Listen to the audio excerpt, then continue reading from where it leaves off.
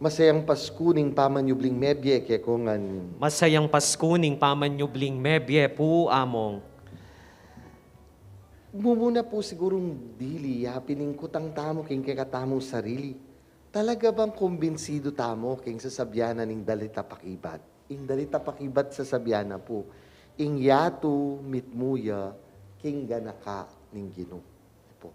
Easter is about the recognition of the goodness of God in spite of the many hardships. Po. Gang dakal pigagap, dakal kagut-gutan ing arapan tamo king biye. Po. Ing akakit tayong Ginoo. Siguro ita ing metong dapat imatimid tamo king sarili tamo. Let us focus on the Lord. Po. Lawin niya po ing mumunang pamamasa. Po. Sabi ng Pedro, lawin mo kami.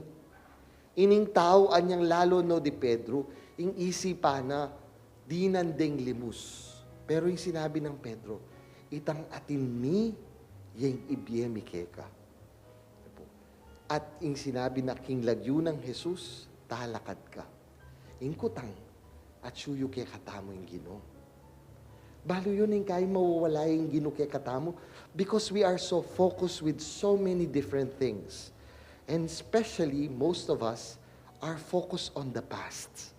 Lawin nyo rin yung adwang alagad kaya ning kakatamong ibanghelyo. Ing pipagkwentuanda, ing karelang sasabyan at piyagwanda, yapin niya itang menga palyari, karing milabas. Sometimes, most of us cannot actually move on from their past.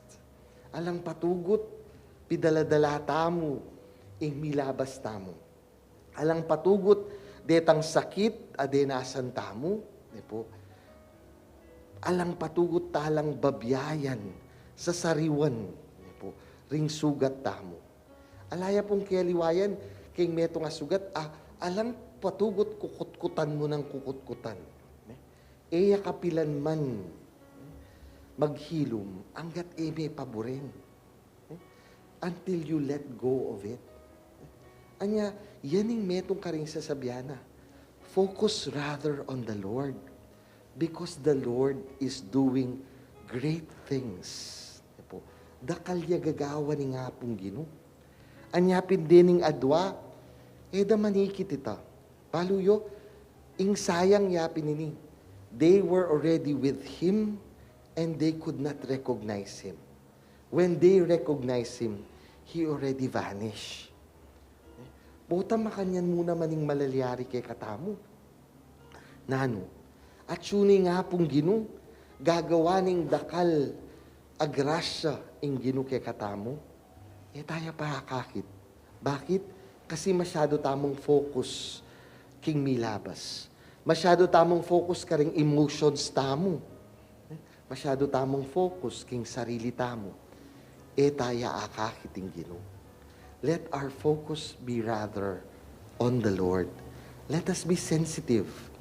Sabi na naman ning Psalms, the Lord is close to the broken-hearted. Malapit ya kano yung Ginoo, karetang may nasakit, karetang impusuda, bala mo may durog ya. Anya, potang malungkot ka, potang alakang pag-asa. When you're close to despair, it is there that you need to be more sensitive to the Lord. Believing that the Lord will come. Lawin niyo po, may kiyagnan niya nga pong Ginoo, anyang malungkot la. Anya, itayong panagkat mumunan dili kay katamo. Let us be convinced, my dear friends, of what the Psalm says. Ing yatu mitmuya king ganaka ning Ginoo. Agyang potang malungkot ko, agyang potang sawi ko, agyang potang madidepress ko, dapat sabihan ko, ing yatu mitmuya king ganakaning Ginoo. Uling balo ko, datangan at datanganak ko ni nga pong Ginoo. Kadwa pong bagi, pwede tamong kwanan king kay katamong ibanghelyo. Nano po, sana po tang dadalumdum niya ing kay katamong biye. when we are enveloped by darkness, let us invite the Lord to come in. Sabi da rin ng adwang alagad, agyang anyang ede pa akakilala. Salangi nakapamu, kaya bemi, uling dalumdum na. Sana'y tamo naman yung sabihan tamo king Gino. Potang itamo madalumdum na ing ega-na-gana because of our despair, disappointments, of the many things that happen in our life. Easter is knowing that in spite of the darkness, there is light. Eya mo po, ing Easter, eya mo po kabud, salayangan. Ali, atin yang dalumdum, atin yang empty tomb which is always a dark place. And yet, we know that He does not remain in the dark. If we let Christ enter, if we invite the Lord to come to us, the Lord will bring light. The Lord will bring joy. Nyapin po, sasabihan tamo, we are the children of Easter morning. The morning that even when darkness comes, we will await because we are sure that it will always come again. Na po sasabihan ng Easter alang lungkot. Na po sasabihan alang dalumdum. At syungan yan. Pero yung sasabihan tamo, yan mo naman lumipas. Uling datang at datang ya. Ing Ginu amagdalang sala ampong tula. That is our Easter hope. That is what we proclaim when we say, Easter is the everlasting Passover of God. That we will always pass over with Him from darkness to light, from sadness to joy. No? Iniing panagkat kaya katamo. Kaya ba't katlo at katatalyan kaluguran kong kapatid? Sana we always find solace in the breaking of bread. When everything is bleak, when we cannot even feel the love of God for us, let the Eucharist always remind you that He is always accessible, that the Lord is always present when we break our bread.